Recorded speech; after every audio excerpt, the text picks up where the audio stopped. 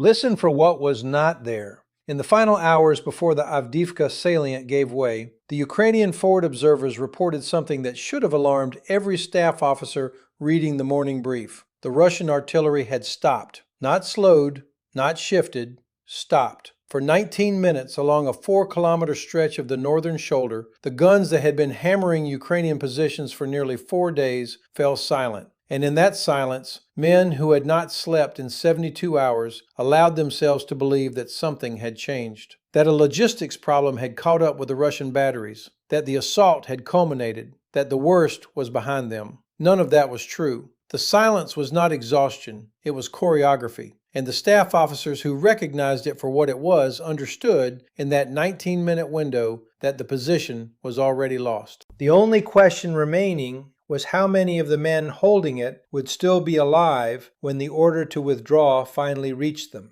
This is not a story about a Russian assault that succeeded through mass. This is a story about what happens when a defensive system is asked to absorb sustained pressure beyond the design margin of its supporting architecture, and what that failure looks like from the inside while it is still occurring. I have spent decades studying how defenders break, and I want to be precise about something at the outset. Defenders rarely break the way amateurs imagine. They do not throw down their weapons and run. They do not surrender en masse to a final charge. They break the way a bridge breaks under repeated load, quietly, structurally, in places that were never visible from the surface, until the moment when the visible structure can no longer be supported by what remains beneath it. What unfolded across the Avdiivka positions over approximately 96 hours is a case study in that kind of failure. And by the time this analysis is finished, you will understand why the collapse was sealed not in the final assault, but in the first 18 hours, when a specific category of Ukrainian capability was systematically removed from the equation by an opponent that had finally learned how to fight a fight it had been losing for 2 years. Let me be direct about the original miscalculation, because it did not belong to the soldiers in those trenches. It belonged to the planning assumptions made far above them, in the months when the Avdiivka salient was being held as a matter of political emphasis rather than military logic. The assumption was that the position could be sustained indefinitely because it had been sustained so far, that the rotation cycles, the resupply corridors, the artillery support, the drone coverage, and the medical evacuation routes that had functioned under steady pressure would continue to function under increased pressure, perhaps with more difficulty, but in essentially the same form. That reasoning is not irrational. A defensive system that is held for an extended period generates institutional confidence in itself. Officers who have rotated through it know its rhythms. Logistics planners know its routes. Artillery commanders know its fire plans. The position becomes legible to its own defenders, and that legibility feels like strength. The problem is that legibility under moderate pressure is not the same as resilience under maximum pressure, and the gap between those two conditions is where defensive systems go to die. Here is what the Russian campaign was actually doing in the weeks before those 96 hours began, and this is where the analysis begins to matter. The Russian command had finally absorbed a lesson that had cost them dearly elsewhere along the front. They had stopped trying to overwhelm Ukrainian defenses with mass at the point of contact. They had started trying to suffocate the defenses by attacking the conditions that allowed those defenses to function. The shift sounds subtle in description. In practice, it changed everything. Glide bombs were committed in numbers Avdiivka had not previously faced, striking command bunkers, rotation points, ammunition caches, and the reinforced positions that gave Ukrainian forward observers their elevated lines of sight. Russian drone teams were no longer hunting individual vehicles. They were hunting the systems that sustained the position: generators, repeater stations, water trucks, the small, unglamorous machines that allow a fortified line to remain a fortified line rather than a series of cold holes filled with tired men. This is a principle that every serious student of modern positional warfare must internalize. A defensive position derives its combat value from two things working together: endurance and replenishment. Remove replenishment, and endurance becomes a stopwatch counting down to a fixed conclusion. A trench held by men who cannot be rotated is a trench held by men whose effectiveness is decaying by the hour. A battery that cannot be resupplied with shells is a battery whose silence is scheduled. A field hospital that cannot be reached by evacuation routes is a position where every wound becomes a fatality on a delayed timer. The Ukrainian forces in the Avdiivka salient still had their weapons. They still had their training, their discipline, their officers, their fortifications. What they were beginning to lose in the weeks before the 96 hours began was the supporting system that converted those assets into sustained combat power. The position was being hollowed out from the rear while the front remained, on paper, intact. And the men in the forward trenches were the last to know, because they were precisely where the appearance of strength was most visible and the underlying weakness was least observable. But this is only the beginning of what went wrong, because Russia was not simply attacking Ukrainian sustainment. Russia was, for perhaps the first time in this war, attacking it in a sequence that demonstrated genuine operational thinking. There is a distinction between strikes that hurt a defender and strikes that disorganize a defender, and the Russian planning staff had apparently decided that disorganization was the more valuable currency. Glide bomb sorties were not distributed evenly across the defensive depth. They were concentrated, in waves, against the second and third echelons of the Ukrainian system, where rotation was staged and where reserves were held. Drone strikes were timed to follow glide bomb impacts by intervals calculated to catch the response.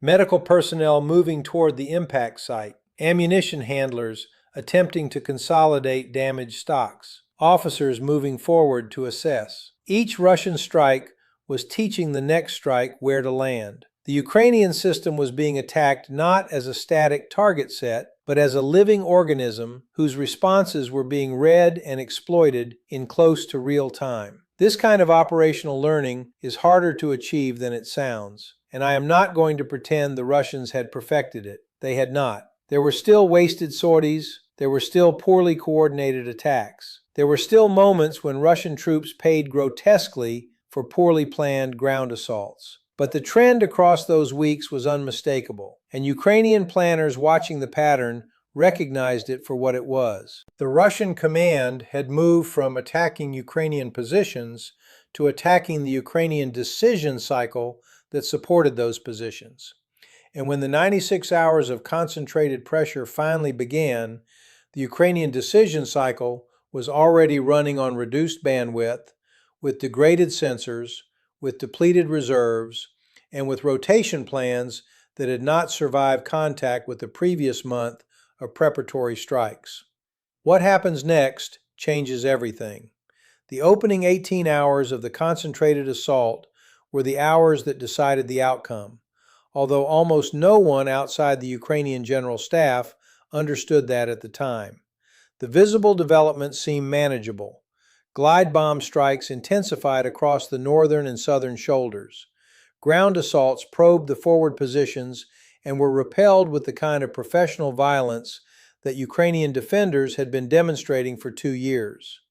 Casualty reports flowed up the chain. Ammunition expenditure reports flowed up the chain. From a distance, the position appeared to be doing what it had done before, which was holding under pressure while imposing disproportionate costs on the attacker. But beneath that surface, three things were occurring simultaneously, and the combination of those three things was the actual battle. First, the rotation system was failing. Units that should have been pulled back for rest after 48 hours were not being pulled back because the routes used for rotation were now under persistent fire, and because the units designated to replace them were themselves under glide bomb attack in their assembly areas. Second, the artillery exchange was tilting in a direction Ukrainian planners had not modeled for. Russian counter-battery work had improved, and Ukrainian guns that displaced after firing were being struck during displacement by drones that had been waiting for exactly that movement. Third, and most dangerously,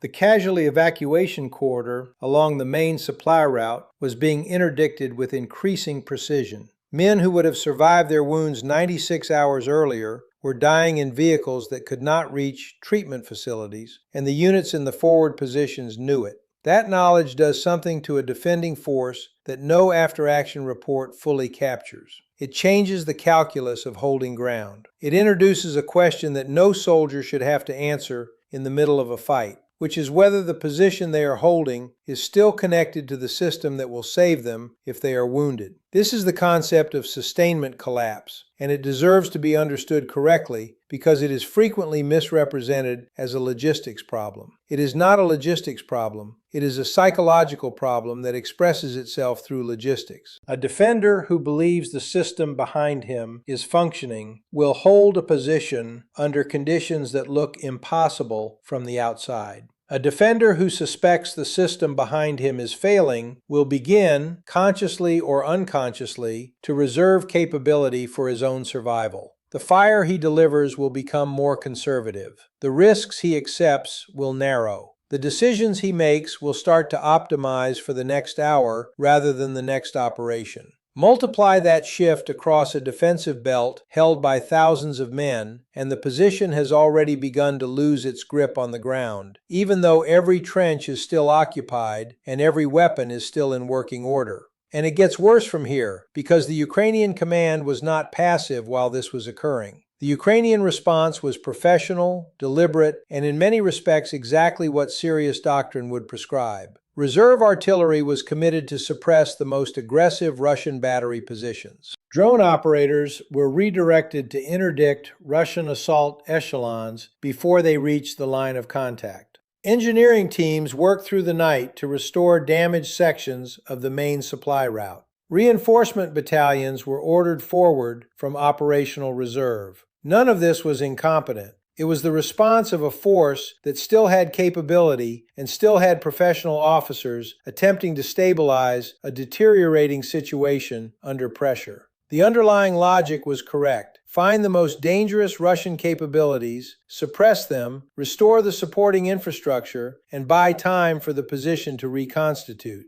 The problem was that the Russian planning had accounted for exactly this response. The reserve artillery positions, once they revealed themselves through counter-battery fire, became priority targets for Russian glide bombs within hours. The drone operators redirected to interdict assault echelons were now operating from positions whose electronic signatures the Russians had been mapping for weeks. The engineering teams working on the supply route were struck while they worked, and the route was severed again behind them faster than they could repair it. The reinforcement battalions ordered forward from reserve were moving into a corridor where Russian targeting cycles had been refined over the preceding month. They took losses before they reached the line of contact, and those losses were visible to the units they were meant to relieve. The Ukrainian response was coherent. It was professionally executed. It was also exactly the response Russian planning had anticipated, and in each case the Russian system had positioned itself to convert the response into additional pressure on the defending force. This is the doctrinal payoff I want every viewer to focus on, because it is the lesson that extends far beyond Avdiivka. Hardware is not the deciding variable in modern positional warfare. Quantity of ammunition is not the deciding variable. The deciding variable is whether the attacker has built an operating model that can read the defender's responses and convert each response into another stress on the system. When the attacker achieves that condition, the defender's competence becomes a vulnerability rather than a strength. Every professional reaction by the defending force produces an observable signature, and every observable signature feeds the attacker's next decision. The defender is no longer fighting a battle. The defender is feeding a process. And the only way to break that process is to do something the attacker has not modeled for, which requires reserves, freedom of action, and time, all of which were precisely the resources the Ukrainian command no longer possessed in the salient. By the end of the third day, the cruel geometry was visible to every officer in the chain. Hold the positions and watch the units holding them be reduced below the threshold at which they could function as coherent formations. With no rotation possible, no resupply guaranteed, and no medical evacuation reliable. withdraw from the positions, and accept the political cost of yielding ground that had been held at enormous expense, while attempting an extraction along routes that the Russians had been preparing to interdict for weeks. Neither option restored the one thing the salient had already lost, which was the supporting architecture that had allowed it to function as a defensive system rather than as a collection of besieged outposts. The decision to begin withdrawal was made quietly, in stages, with the understanding that the extraction itself would be the most dangerous phase of the operation. And it was. Units pulling back along compromised routes took losses that exceeded what they had absorbed in the preceding days of direct combat, because withdrawal under observation is a fundamentally different military problem than withdrawal under cover, and the Russian observation over those routes was now nearly continuous. The broader lesson here must not be reduced to a simple story about Russian mass overcoming Ukrainian skill. That framing is wrong, and it would lead any serious military to draw the wrong conclusions. The Russian forces did not win this engagement because they had more men or more shells, although both of those conditions existed. They won it because they had finally constructed an operating model that treated the Ukrainian defense as a system to be disorganized rather than a wall to be broken. They identified the supporting architecture. They attacked it in sequence. They anticipated the defenders' responses and converted those responses into additional pressure. They imposed conditions under which professional Ukrainian competence accelerated rather than delayed the collapse. And they sustained that pressure long enough that the defending force was forced to choose between two impossible options, neither of which restored what the position had already structurally lost. Modern positional warfare is no longer decided primarily by who holds the line on the morning of the assault. It is decided by who has been quietly attacking the conditions that allow the line to be held in the weeks and months before the visible battle begins. A defensive position that looks strong on a map can be hollow in reality, and the difference is rarely visible from the outside until the moment the supporting architecture fails and the entire structure becomes untenable in hours rather than weeks. The Ukrainian forces who held those positions did everything that doctrine asked of them. They held under pressure, they imposed costs, they executed professional withdrawals when ordered. The failure was not in their performance. The failure was in the assumption that the system supporting them could absorb the kind of patient, targeted, sequenced campaign that the Russian command had finally learned to conduct. The positions are quiet now, the maps have been redrawn, but the questions raised by those 96 hours extend far beyond the salient itself. How many other defensive positions along this front and others are being held under assumptions about supporting architecture that have not been tested against the kind of sustained, sequenced pressure the Russians have now demonstrated they can generate? How many commanders are still measuring the strength of their defenses by the depth of their fortifications rather than by the resilience of their rotation, resupply, and evacuation systems? And how quickly can the lessons of 4 days at Avdiivka be absorbed by the forces that will face similar conditions in the conflicts ahead, before they discover, the way the men in those positions discovered, that the defense had already failed in the rear while the front was still convinced it was holding?